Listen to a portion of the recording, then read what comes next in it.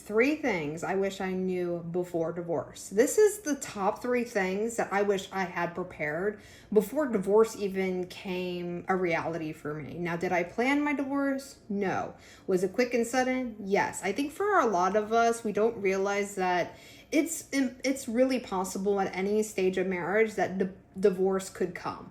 Mine was after 14 years of a very toxic marriage. I was with him 3 years prior to that. Essentially a 20-year period of my life total, from the start of it all the way to the end of it when we officially were divorced.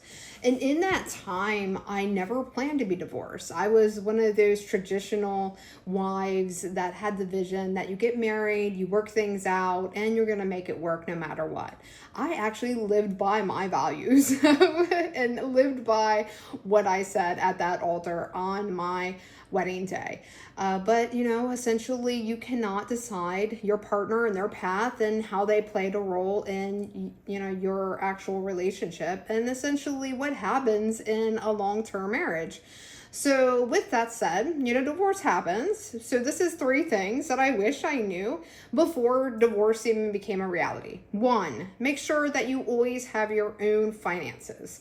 Make sure that you have stuff in only your name. Even if eventually you're going to have to split it, just having something that you decide 100% on where it goes and who it belongs to, that would have literally been such a blessing.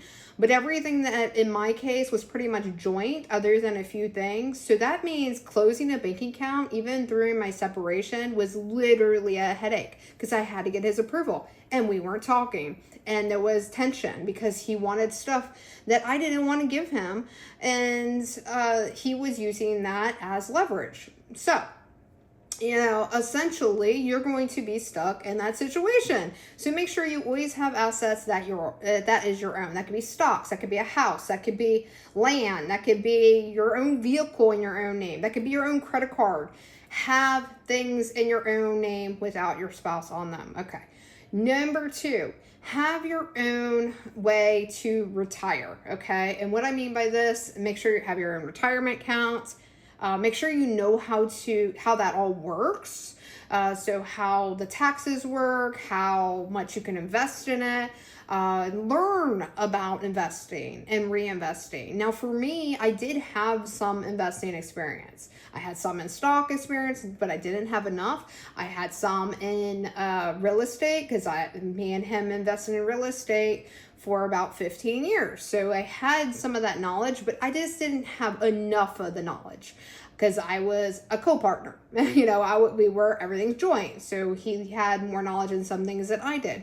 So make sure that whatever your retirement vehicle is, that 100,000,000% that you are good when you separate. Exactly what you should be investing in, how much you can invest in, and essentially how that all works so you can build into it year after year, even after your marriage. Also with taxes, we're going to throw that in there too. Make sure you know all the ins and outs of taxes. You have somebody you trust with your accounting. Now I did for 21 years, had the same tax person. He didn't tell me a lot of stuff I found out during my marriage.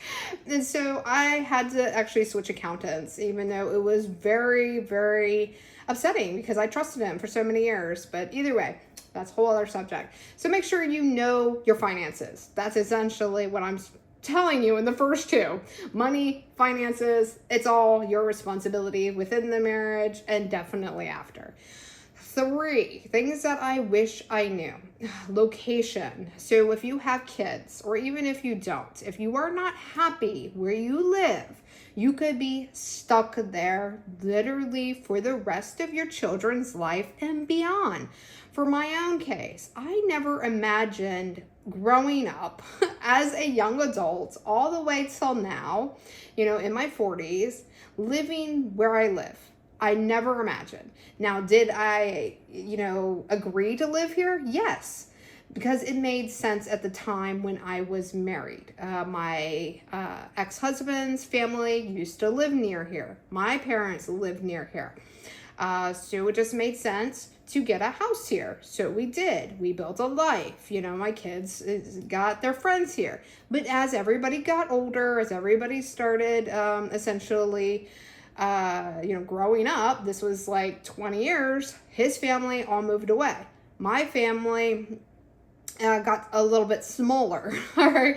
And I don't want to say because, circumstances, but, I had family members that passed, and I had ones that essentially don't do things together anymore.